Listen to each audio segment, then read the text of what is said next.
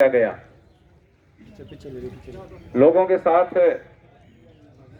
अत्याचार किया गया, अन्याय किया गया। मैं आपसे एक निवेदन करना चाहता हूं, सेंटर में माननीय प्रधानमंत्री नरेंद्र मोदी जी के नेतृत्व में जो सरकार काम कर रही है और मोदी जी ने पूरे विश्व में भारत का नाम उज्जवल किया है, अनेक रिकॉर्ड तोड़े हैं। कांग्रेस की सरकार को वो कतई बर्दाश्त नहीं होते हैं। यहां विकास की बात तो दूर रही, सेंटर से जो पैसा माननीय प्रधानमंत्री नरेंद्र मोदी जी देते हैं उसको भी गठबंधन करने का कोशिश ये लोग करते हैं। हमारी बहुत सी योजनाएं हैं, जिन योजनाओं को उन्होंने खराब किया। प्रधानमंत्री जी ने गरीब आदमी को, आम आदमी को स्वास्थ्य का लाभ मिले, इसके लिए एक योजना लागू की, आयुष्मान भारत। और उस योजना को, उसका नाम दे दिया चिरंजीवी योजना। कोई हॉस्पिटल उसको स्वीकार करने को तैयार नहीं। इनसे पहले माननीय वसुंधरा जी के नेतृत्व में हमारी यहाँ सरकार थी, उन्होंने भामाशाह योजना लागू की। पूरे प्रदेश में 27 लाख से अधिक ऑपरेशन हुए, इलाज हुए और आम आदमी को, गरीब आदमी को उसका लाभ मिला। लेकिन इन्होंने प्रधानमंत्री जी के उस भामाशाह योजना को खराब करने का प्रयास किया। किसान सम्मान निधि जब प्रधानमंत्री जी ने देनी प्रारंभ की तो लगातार 1 साल तक इन्होंने रिकॉर्ड नहीं दिया। उसका परिणाम ये निकला कि हमें साल भर की एक किस्त नहीं मिली।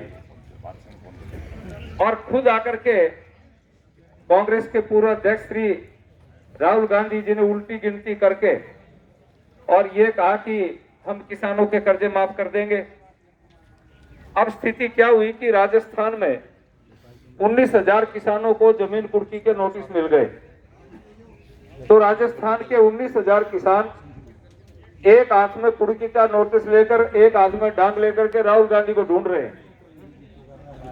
और उसका कारण है कि इस चुनाव में 2 सभाओं के अंदर प्रियंका गांधी आई है, राहुल गांधी को बाहर कर दिया कि तुम झूठ बोल करके गए हो। और प्रियंका के आने से पहले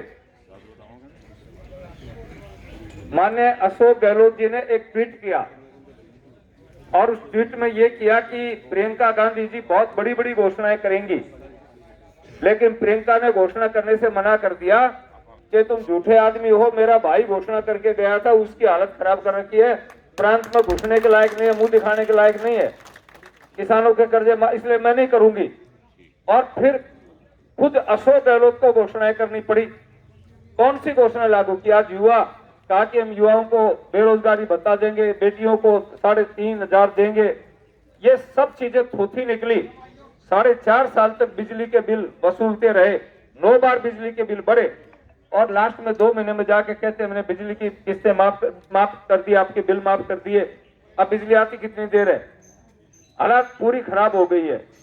तो योजनाओं को बर्बाद करने की कोशिश की। कोरोना काल के अंदर भारतीय जनता पार्टी का एक एक आदमी काम में लगा हुआ था। माने सुभाष जी खुद अपने भाई के नाम से जो ट्रस्ट बना रखा है उससे खूब कोरोना की सेवा की।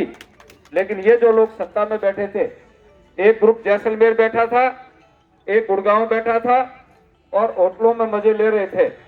और हम गांव-गांव में घूम घूम करके लोगों को सिलेंडर, दवाइयां, बेड और अन्य व्यवस्थाओं का प्रबंध कर रहे थे। तो साथियों, मित्र वो होता है, अपना आदमी होता है जो संकट में काम आए। कहा था डोटासरा उस समय?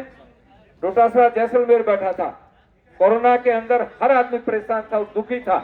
तो संकट में आदमी काम नहीं आया, वो किसी काम का नहीं है। माने सुभाष जी हमारे 3 बार सांसद रहे, या खूब विकास के काम किए और फिर इस बार पार्टी ने आपको विधानसभा का टिकट दिया है। मैं आपसे एक निवेदन करना चाहता हूं, आपका कद ऊंचा है, आप प्रदेश लेवल के, राष्ट्रीय लेवल के नेता हैं, आप इनको विजय श्री दिलाएंगे तो सरकार भी इनका उचित मान करेगी। तो मैं तो आपसे ये निवेदन करूंगा कि आप सभी बंधु, अब डोटासरा जी जो बोलते हैं मुझे तो आश्चर्य होता है, हमने भी आमने सामने चुनाव लड़े, लेकिन एक शब्द भी हमने दोनों ने एक दूसरे के लिए ऐसा नहीं कहा कभी भी कि नमस्ते करने में शर्म आए। उसको बोलने का ही तरीका नहीं है, बोलने की तमीज नहीं है।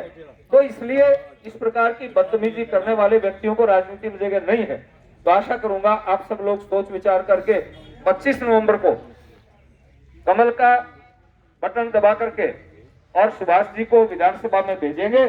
बाकी फिर उसके बाद में काम करने की जिम्मेदारी हमारी है, यही मैं निवेदन करूंगा। बहुत बहुत धन्यवाद, बहुत बहुत आभार। भारत माता की जय।